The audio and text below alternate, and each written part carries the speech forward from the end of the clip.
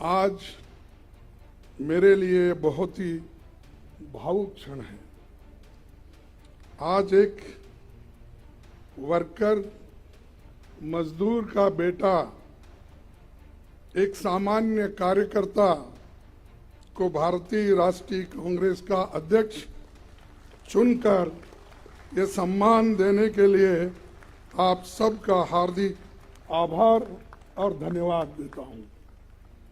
जो यात्रा मैंने 1969 में ब्लॉक कांग्रेस कमेटी के अध्यक्ष के रूप में शुरू की थी, उसे आपने आज इस मुकाम पर मुझे पहुंचाया है। जिस महान राजनीतिक दल का नेतृत्व महात्मा गांधी जी, पंडित जवाहरलाल नेहरू जी, सुभाष चंद्र बोस जी, सरदार पटेल जी, मौलाना आजाद जी, बाबू जगजीवन राम जी, इंदिरा गांधी जी और राजीव गांधी जी ने किया हो, उस जिम्मेवारी को संभालना मेरे लिए सौभाग्य और गौरव की बात है। डॉक्टर अंबेडकर ने जो इस देश के संविधान को बनाने में अपनी आधुनिक भारत को निर्माण, कांग्रेस पार्टी का जो बेमिसाल योगदान है, मैं समझूंगा इसको रक्षा करना हमारा सबका फर्ज है। इसके लिए लड़ना हम सबको तैयार होना चाहिए। कांग्रेस के सभी पुराने अध्यक्षों को याद करते हुए मैं आप सबको भरोसा दिलाता हूं कि अपनी मेहनत से, अपने अनुभव से जो कुछ भी संभव होगा मैं करूंगा, लेकिन आप सबको भी मेरे साथ पूरी ताकत के साथ, लगन के साथ ठहरना होगा। यही मेरा अपील है। आज इस अवसर पर कांग्रेस के करोड़ों कार्यकर्ता की तरफ से श्रीमती सोनिया गांधी जी के बहुमूल्य योगदान के प्रति हृदय से आदर, सम्मान और आभार व्यक्त करना चाहूंगा। मुझे याद आता है 15 जनवरी 1998 का दिन, जब बेंगलुरु के नेशनल हाई स्कूल मैदान में आपने अपनी पहली जनसभा में कहा था कि मैं कर्नाटक से राजनीति की दीक्षा ले रही हूं। तब से आपने रात दिन निस्वार्थ मेहनत कर कांग्रेस को संभाला है। सोनिया जी हमेशा सच्चाई के राह पर चलती रही। सिर्फ सत्ता के लिए राजनीति करने वालों के इस दौर में त्याग की जो मिसाल उन्होंने कायम की है, उसका कोई दूसरा उदाहरण मिलना मुश्किल है। उनके नेतृत्व में ही 2 बार यूपीए की सरकार बनी। तब आम लोगों के हित में एक से एक शानदार काम हुए। MNREGA, food security act, right to information, right land acquisition, right to forest rights जैसे कितने ही कानून आपने बनाया, जो सोनिया और डॉक्टर मनमोहन सिंह जी के नेतृत्व वाली सरकार की बहुत बड़ी ये उपलब्धि है। उदयपुर के नवसंकल्प चिंतन शिविर में पार्टी को आगे लाने का जो ब्लूप्रिंट सोनिया जी के नेतृत्व में तैयार हुआ था, उसके लागू करने की जिम्मेदारी अब हम सब पर है। मैं जानता हूं कि ये दौर मुश्किल है।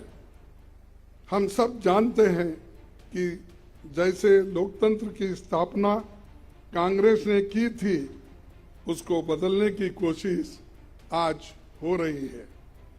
किसने सोचा होगा कि देश में कभी ऐसी राजनीति का दौर भी आएगा जिसमें झूठ का बोलबाला होगा और सत्ता में बैठे हुक्मरान लोकतंत्र को कमजोर करने में जुटे होंगे।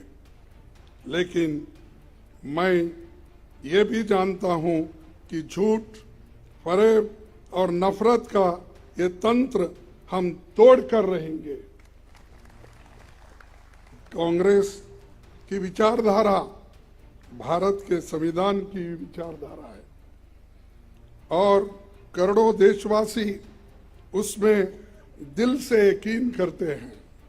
ऐसे बहुत से लोग कांग्रेस पार्टी के साथ फॉर्मली जुड़े हुए नहीं हैं, लेकिन वो लोकतंत्र को बचाना चाहते हैं। कांग्रेस अध्यक्ष के नाते मैं उनसे कहना चाहता हूं कि आइए हम साथ चले। मैं उन्हें यकीन दिलाता हूं कि ये देश के सबके लिए और कांग्रेस की सबकी भलाई इसी में है। कांग्रेस पार्टी 137 वर्षों से लोगों के जीवन का हिस्सा है। हमारे अच्छे काम के बावजूद, हमारे नेताओं के त्याग के बावजूद मतदाता हमसे कुछ रूठ गए हैं। मैं राहुल गांधी जी की आभार मानता हूं, जिन्होंने इस बात को समझा और हर मुश्किल को दरकिनार करते हुए वो भारत जोड़ो यात्रा पर निकल पड़े हैं। वो लोगों से मिल रहे हैं, उनसे सीधे संवाद कर रहे हैं, उनके दुख और दर्द को सुनकर वो हर लोगों से मिल रहे हैं, चाहे वो एनजीओज हो, इंटेलेक्चुअल्स हो, जर्नलिस्ट हो, किसान हो, मजदूर हो, बच्चे हो, सभी के साथ रास्ते पे मिलते हैं, उनके पूछते हैं। फिर जब इंटरवल होता है उस वक्त उनसे संवाद भी करते हैं। ये बहुत बड़ा अचीवमेंट हमारे पार्टी के लिए है और यही बड़ी देन हमारे लिए है, खासकर मेरे लिए है। कन्याकुमारी से कश्मीर की इस भारत जोड़ो यात्रा में हर रोज लाखों लोग जुड़ रहे हैं। देश में एक नई ऊर्जा पैदा हो रही है। इस ऊर्जा को हम व्यर्थ नहीं जाने देंगे। कांग्रेस अध्यक्ष के रूप में ये मेरा दायित्व है। इस दायित्व को पूरा करने में मुझे आपका साथ चाहिए और मैं आपके साथ काम करने के लिए इस विषय में तैयार हूं। मैं नीचे से काम करते हुए आया हूं। एक primary members, block Congress committee, काम करते करते इस पार्टी को जुड़ा हूं और आपके बीच इस पद पर आकर आज पहुंचा हूं। मैंने खुद हर वर्ष मुश्किल का सामना किया, जिसका सामना आम कार्यकर्ता और पार्टी के नेता करते हैं। पार्टी में काम करते हुए जो चुनौतियां आती हैं, जो उतार चढ़ाव आते हैं, जो आशा और निराशा से आप गुजरते हैं, मैं उनसे वाकिफ हूं। इसीलिए मैं विश्वास के साथ आपसे कहना चाहता हूं कि हम साथ मिलकर हर चुनौती का सामना करेंगे। आइए हम कांग्रेस की उस विचारधारा को लोगों में लेकर चले, जिसे राहुल जी ने अपने कार्यकाल में एक नई धार दी है। हम जानते हैं कि इस देश में करोड़ों युवा जो भारत को धर्म, जाति, जेंडर के बंटवारे से ऊपर देखना चाहते हैं, जो भारत में शांति चाहते हैं, रोजगार चाहते हैं, विकास चाहते हैं, वैज्ञानिक सोच चाहते हैं, लोकतंत्र चाहते हैं, ये युवा ही देश की और कांग्रेस की उम्मीद है। उदयपुर नवसंकल्प शिविर में हमने तय किया था कि युवाओं को पार्टी में आगे बढ़ाया जाएगा। संगठन में 50% पद 50 साल से कम उम्र के लोगों के लिए रिजर्व रहेगी। युवाओं की इस उम्मीद को पूरा किया जाएगा आप सभी के कोऑपरेशन से। साथ ही उदयपुर में हमने तय किया था कि कांग्रेस के कार्यकर्ताओं को सशक्त किया जाएगा। ब्लॉक, जिला, राज्य और राष्ट्रीय स्तर पर सभी ऑर्गेनाइजेशनल वैकेंसीज भर दी जाएगी, ये होके रहेगा। उदयपुर डिक्लेरेशन में पार्टी के निर्णय जो लिया है कि उस चुनाव के तैयारियों के लिए भी पब्लिक इंसाइट डिपार्टमेंट और एआईसीसी इलेक्शन मैनेजमेंट डिपार्टमेंट बनाए जाएंगे। ये आज के समय की एक बड़ी जरूरत है, इसीलिए इन्हें हम तुरंत स्थापित करेंगे। सभी राज्यों में जल्द ही पॉलिटिकल अफेयर्स कमेटी बनेगी।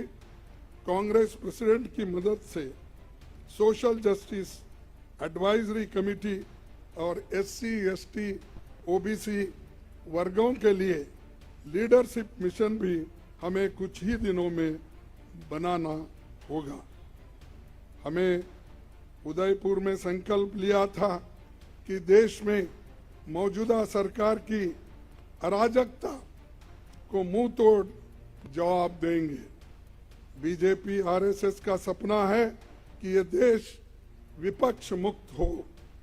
वो लोग न्यू इंडिया की बहुत बात करते हैं, पर ये कैसा न्यू इंडिया है जिसमें युवाओं को रोजगार नहीं मिल रहा है, जहां किसानों को जीप के नीचे कुचल दिया जा रहा है, जिसमें महिलाओं पर अत्याचार बढ़ता जा रहा है और अत्याचारियों को सम्मान होते जा रहा है। ये कैसा न्यू इंडिया है जहां जनता महंगाई से त्राही त्राही कर रहे हैं, लेकिन सरकार आंखें बंद करके बैठी हुई है। भारत की जनता की कमाई और मेहनत से बने हुए सारे पब्लिक सेक्टर्स, एयरपोर्ट, सड़क, रेल, बैंक, सभी कुछ सरकार बेच रही है, अपने चंद मित्रों के जेब में वो डाल रही है। इस न्यू इंडिया में भूखमरी बढ़ रही है, प्रदूषण बढ़ रहा है, शिक्षा महंगी हो गई है, लेकिन रुपए लुढ़क रहा है। यहाँ सरकार सो रही है, लेकिन ईडी, इनकम टैक्स, सीबीआई दमन के लिए 24 घंटे काम कर रहे हैं। उनके इस इंडिया में दलित, आदिवासी, अल्पसंख्यक, शोषित समाज के लोगों को अपमानित किया जाता है, उनके मौके छीने जा रहे हैं।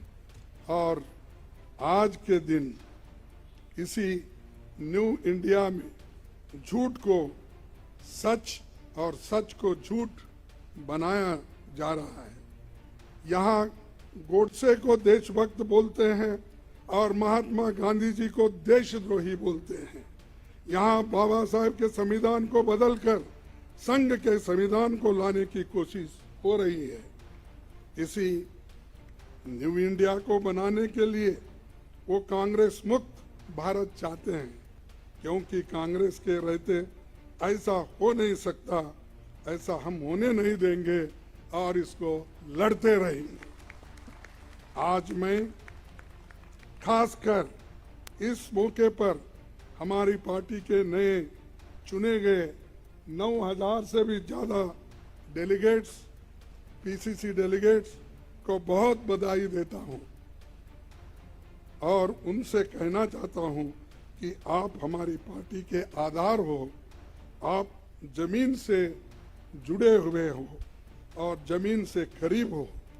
इसीलिए ये कहना गलत नहीं होगा कि आप हमारे कांग्रेस संगठन के आंख और कान हो।